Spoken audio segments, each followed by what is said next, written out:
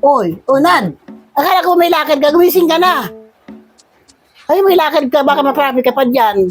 Oras na. O, anong oras na? Sabi mo, gising ka ng ano. Ano ba yung susunod mo itong ayusin ko na? Ha? May lakad ka, di ba? Oo. Oo. Nasikaso na pala ako. Ano ba yung susunod mo? Maayos na ba? Ako na lang, Nay. Ako na. Kayang-kaya ko na yan. Relax ka lang dyan. Ready na yun eh. Relax. Ako Sige, nang bahala kumilos ka dyan sa... Kayang-kaya ko na yan.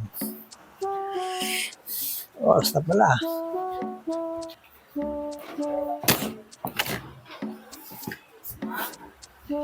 Nay, ano ba maganda dito? Hmm.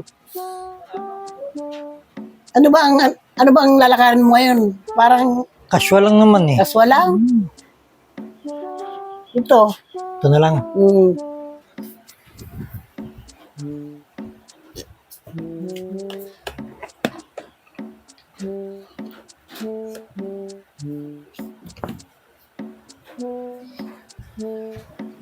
Nay, ano maganda dito? Hmm. Ito na lang. Ito na lang. Hmm. Ito na lang.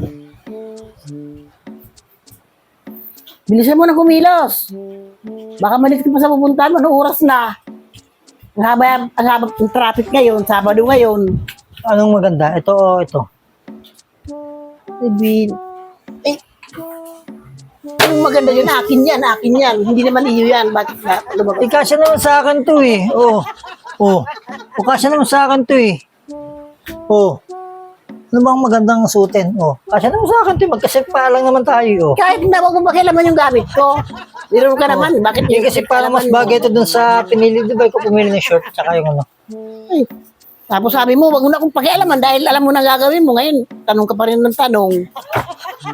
Sabi kong lalaki na ito So ano lang nauugot din sa mga ano, hindi naman kanya tatanong kung ano yung maganda. Maliligo na nga ako eh. Bilis-bilisan mo, aba. Sabi mo, Ano ang maganda? Ito.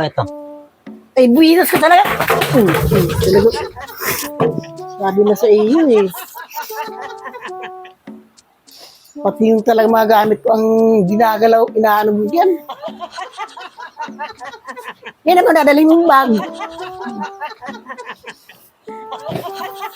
Sigurado yan.